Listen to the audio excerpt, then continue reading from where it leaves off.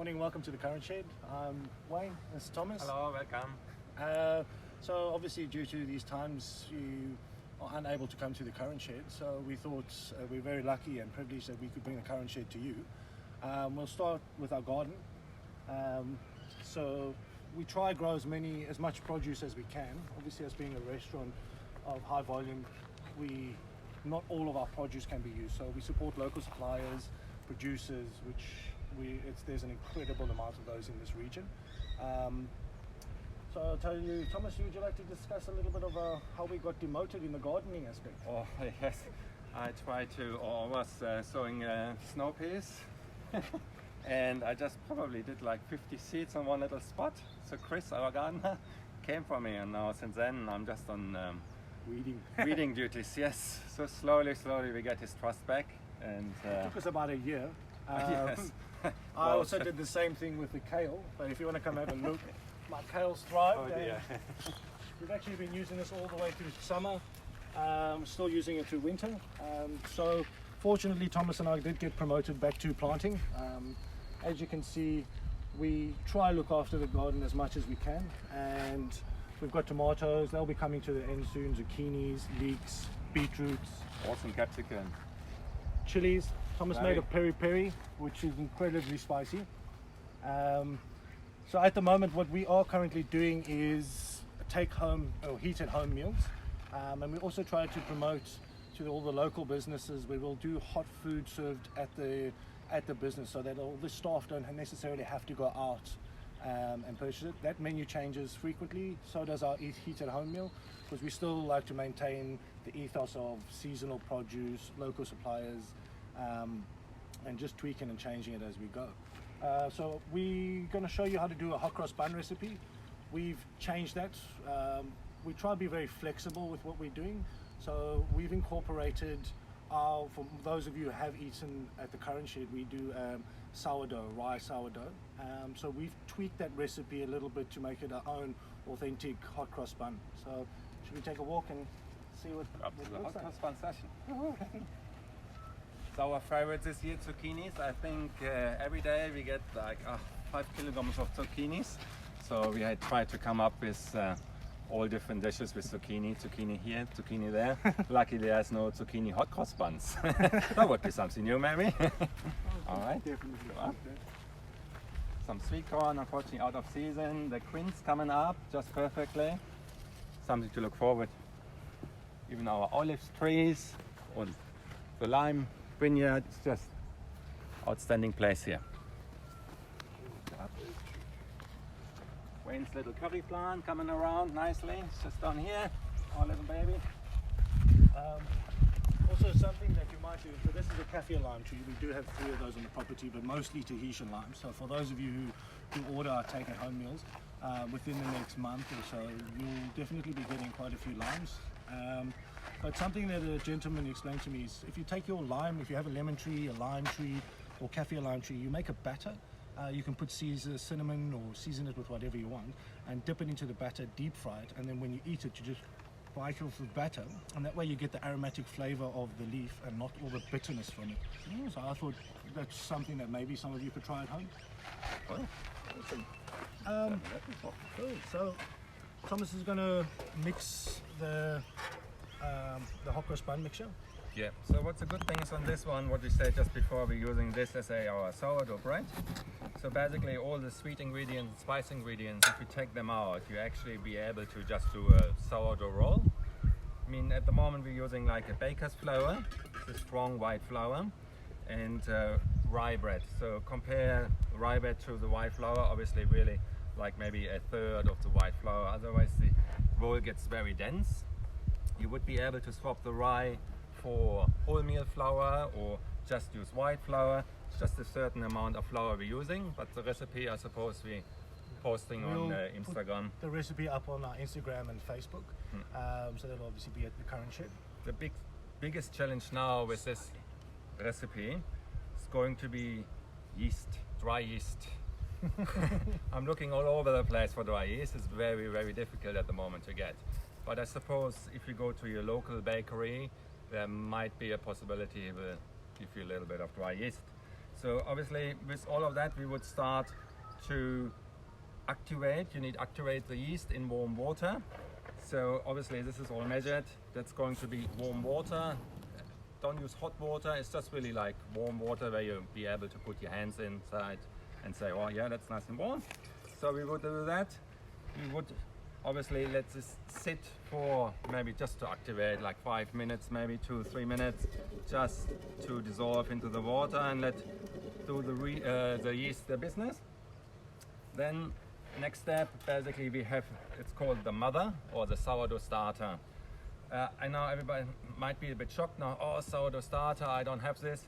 Actually many recipes in the internet. Even yesterday I googled, is there different versions, and it will, if you would start to do now a new starter, sourdough starter, it takes you probably 6 days to make it. There is versions with, you can use yogurt or milk or just water and rye flour, and then you have to leave it for 24 hours outside and keep feeding it. But there's heaps and heaps of recipes in the internet. Okay, the yeast, we pretend it's now 5 minutes. We would add the starter. I'll just show you what you're looking for your starter. It's just, you want, basically it's just like flour and water, and the natural yeast occurred obviously over a long period of time, and you will see there's really bubbles going on, there's life in your starter. Once you decided to do this at home, you need obviously feed the mother, it's called, feed it with flour and water. Obviously there again some recipes in the internet, how much amount of flour you have to add in water. So you want to keep it alive. If you see you forget about it, generally this is once a week you have to do it, and your mother doesn't look good at all, very sad. You still add some flour and water, and then one of our pastry chefs, Chris, as well our garden Costa, Australian Costa, he said you can actually add some maple syrup slightly, so that will give a little boost. I tried it at home with beer, it works as well, I'm not sure. But there's all this yeasty sort of behavior I want to go on. Okay, so sorry, I just add the sourdough in here. And then maybe Chef Wayne would like to explain the currants in the time. So putting in the mixture, obviously as Thomas mentioned, there are so many different recipes for hot cross buns, for sourdoughs and all of that. So we basically just going to show you how we make ours. But also feel free to tweak it and change things, because that's what we often do at the restaurant. We'll take a recipe, we treat it more as a guideline. Obviously there's certain ingredients that you can't take out or tweak, but I mean flour, you can substitute it for different types of flour. So a lot of recipes call for sultanas, raisins, currants, and dried orange peel, or candied orange peel. We've just used currants, and I've soaked it in brandy and some port. You don't have to soak it. I just like the sweetness that it gives to the dish, or to the hot cross buns. It kind of gives it a little bit more of a Christmas pudding and Easter time taste. So this is what it is. I just literally just pour it straight over and leave it out overnight. We've just strained it off, and then Thomas can add that to the mixture. Yes. So if you forget to soak them overnight, don't panic. You just do the same. Just maybe buzz it in the microwave for 30 seconds. Let it sit, so the heat will basically force it quicker into the currants, and then you can use it once it's cooled down. So that's another little trip there. So basically that's just the water, yeast, the mother. We're adding the flour. I mean, if you have like a sort of KitchenAid at home, just perfectly, just add it in there, and then you don't have to knead it by hand.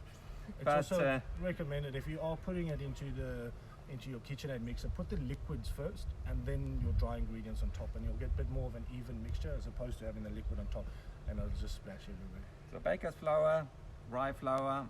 Again, you could just do white flour if you like to. So salt. We would form the dough now and let it sit in like a warm spot. Obviously the yeast would activate it and let the dough rise. That would be just a plain bread dough now. So then we came around and say, okay, let's spice it up.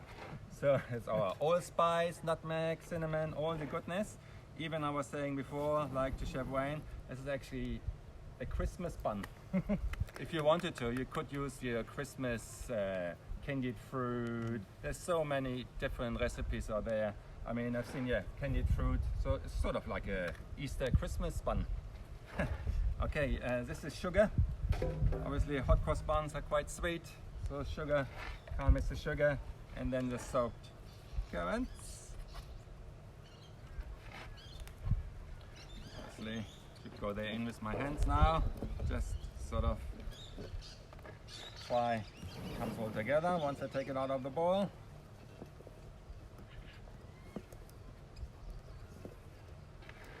And you just wouldn't have it in your kitchen machine, the KitchenAid, and just do it on low. So it's just for a while.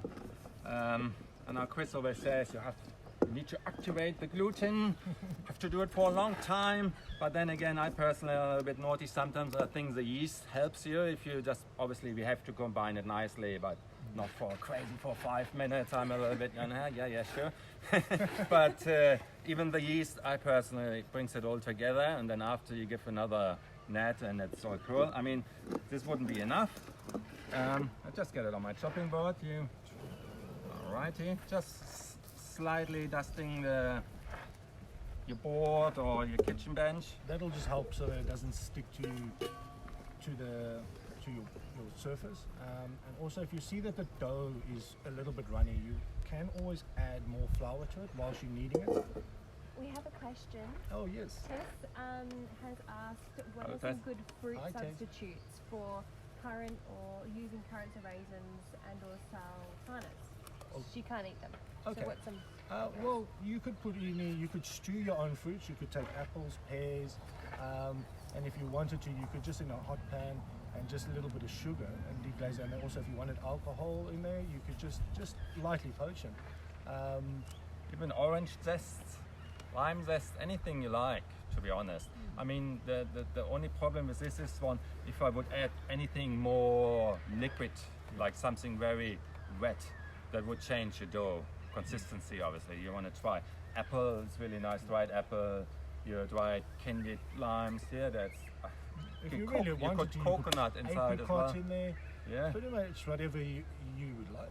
And obviously, it will change. The flavour is going to change ever so slightly, but that's the joy of tweaking and changing things the way it's to your own preference. And obviously, with regards to dietary requirements, something that we pride ourselves on is that we really make an effort so that any dietary requirements we cater for, and it's been not necessarily challenging for us, but it's made our lives easier in a way because we've set up systems to do it, and it's taught us a lot through trying to substitute certain ingredients but still giving a quality product at the end of the day. Excellent.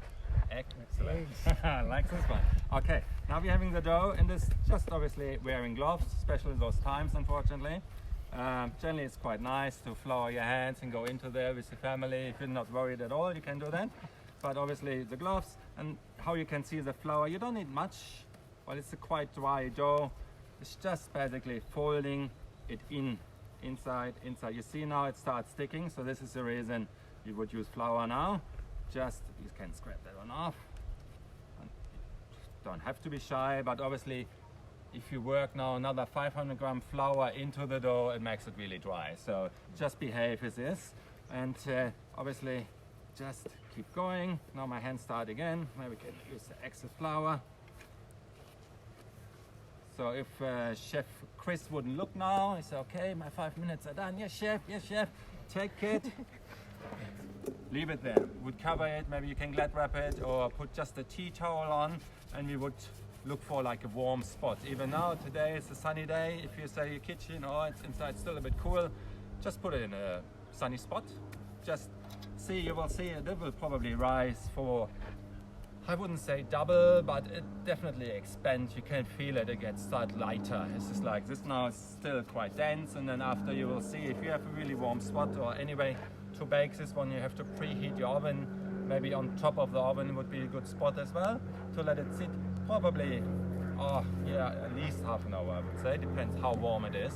Another alternative, what we often do at the restaurant, is we'll make this dough the day before and put it in the fridge. There's a lot of theories that if sugars start reacting a little bit differently, you'll get a much more flavorful dough in the end. So that's another alternative. We would literally just make it like that, cover it and put it in the fridge, and then by the morning we come out and then we'd knead it. So this is one that we did yesterday, rolled it up. So we just normally cut it and portion it down to, we've decided to obviously make them a bit smaller. So we've gone about 50 grams. Obviously the size that you can make it to whatever size you want, but you're going to have to look at the temperature of what you're cooking it and how long you're going to cook it for. So we normally bake at about 180 degrees. This size, 50 grams, it'll take anywhere between 12 and 15 minutes. But then again, obviously each oven's different, so that's just a guideline. You just look for that nice golden coating. So what we've done from there is to get the cross, you just basically take flour, oil and water, and then we just give it a little bit of mix. So you're going to want to egg wash the buns, so that'll give it that nice glaze and that shiny look. You could add as well a little bit of icing. Icing sugar inside here is just basically just flour and oil. I mean, if you wanted to be glazing them after with a sugar syrup, so you would add some more sugar on the top. There's another possibility into that dough. You could actually cocoa powder to make it even more chocolate flavory, Yes. if you like to. So it would, color would get slightly darker, but then you get the full intense chocolate flavor. And if you say, oh, it's not for me baking and I don't want to do it, it's a good time over Easter. I think we started doing our prepared meals, take home delivery. So with each meal you order, you actually get our hot cross buns over that weekend. Yes. So if you're saying no, but I still want to taste them, just please order through online or website, thecurrant.com. .au. Yes. We have another question from Yes, Deborah. please. She's asked that if you put it in the fridge, do you still let it rise again before you cook it? So you proof it a second time. It will rise in the fridge, Yep. and then you'll take it out. So I'll actually demonstrate it for you. Yep. So what you do is we basically get the dough out, and you just cut it. So I'll just weigh it up to 50 grams.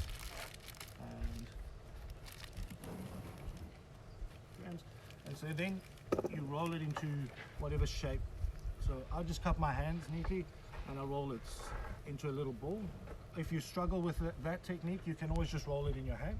And once you've done that, then you're going to put it somewhere and you'll cover it and then let it proof again. So it's a second proof. If you baked it straight away from this, it would be very dense because you've just broken down all the bubbles that have created in the first stage of it rising.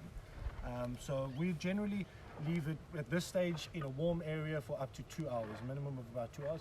Make sure you're not putting it in an excessively hot area because then it'll start crusting up. It needs to be covered. We spray a little bit of water, but as long as it's covered, the air is not going to form a skin on it and it's not going to be a dry, hard crust. So after we've done that, then I've egg washed it. So it's proofed. Oh, actually, I forgot another secret. Thomas reminded me. Thomas has got a lot sweeter tooth than I do. Chocolate, excuse me. Talking about chocolate, eh? And so when we were making this, Thomas said, because he mentioned about the cocoa powder, and he said, oh, why don't we put a little bit of chocolate in there? So we just take it, and so once it's rolled, I just push a few buttons of chocolate into the middle. Good chocolate, please. Yes. That's a dark chocolate, 70%. But I mean, you can actually use any chocolate, white chocolate, milk chocolate. Any of that. So what's important, so now the chocolate's there. If I just put it down, obviously when you're cooking, the chocolate's just going to melt and go over it. So you need to just fold it up again and seal that opening, and then just reshape it. So often a good technique is to just push it down and then fold it in underneath, and then put that down over there. So let's just pretend that put chocolate in all of them. Then you put your cross on it. So as I said, all the recipe will be specific on our website, but you just come across like that, and then like this. So all of these little extra bits, once you've cooked them, all on the side, they'll just break off. You can just take them off. Generally, hot cross buns are normally put together, so you'd have all of 6 or however many, and then you would just come across the whole thing like that, and then obviously going across. So due to social distancing, we thought we'd stick to the theme and keep them separate. Just had a great idea. That's how I saw it. That's even for me. That's going to be mine later. Another chocolate on the top. You could actually even use Easter, little chocolate Easter eggs, I suppose. Not sure how that comes out. The Kinder one, you could still have a Yeah, little chocolate egg probably they inside. will like, but you know, that's everything is open with cooking and baking. I think there's like many doors. I mean, there's definitely some rules you have to respect with the yeast to activate, but then after you just can play around. If you don't like raisins, it's just like understanding that you can't put really like, you know, like a apple puree inside there. So just like apple pieces maybe. Yeah. Just, yeah. Or savory hot cross bun, just leaves the sugar out, I suppose. I never had a savory one, but oh well. It's Easter. Let's go crazy. It's different times anyway, so let's be open for new things. The chef that trained me mentioned that cooking's 90% common sense and 10% skill. And I think that a lot of domestic cooks are often afraid to change and tweak things. So obviously, as Thomas mentioned, there's certain principles that you want. You wouldn't put an apple puree in it because it's just going to make it really runny. So there's certain guidelines, and don't be afraid to try things. If it doesn't work, we make many mistakes. We try something, and if it fails, we know that it didn't work. So we'll either attempt again to see where we can fix it, or we just give up on it and know that was a bad idea. But there's no harm or shame in it. At least you're constantly learning and growing and developing. Sorry, Chef. I think with this flour with the cross, basically you roll them, let them rest for, we say, maybe up to 2 hours. Then before they go into the oven, Yes. we put the cross. That's the last thing, basically. And then what temperature are you baking it? I bake it at 180 degrees. So for these 180 degrees between 12 and 15 minutes. Once they come out of the oven, so you're looking for a color like that. Once they're ready, we take them out. I'd strongly recommend, with not just with this, but a lot of bread and any pastries that you've taken out of the oven, to put it on a resting rack, mostly so that it doesn't steam underneath. It just aerates and you'll get that nice crust on the outside. Then what we've done is taken maple syrup and bourbon. So reduce the maple syrup down by half, and then I add the bourbon in afterwards. I initially tried it with the bourbon at the beginning, but when I tasted at the end, I didn't taste any bourbon. So that's why I added it right at the end. There are other alternatives, as Thomas said. You can make a sugar syrup, so just sugar and water. You basically just want the sugar to coat and be a nice sticky, giving you that sticky sweetness on the outside. It's a shiny bun, basically. It makes it quite shiny. That's, yeah. We do have another But I mean, question. bourbon and chocolate. It's just the win. Lauren would like to know that if she was making just hot cross buns without the fruit, how much cocoa would she need to add to the flour? It depends Sorry, on you're saying how much cocoa. Yeah, she's asked she how substitute? much. Yeah. What she So no substitute? fruit. She wants to add the Okay. cocoa powder.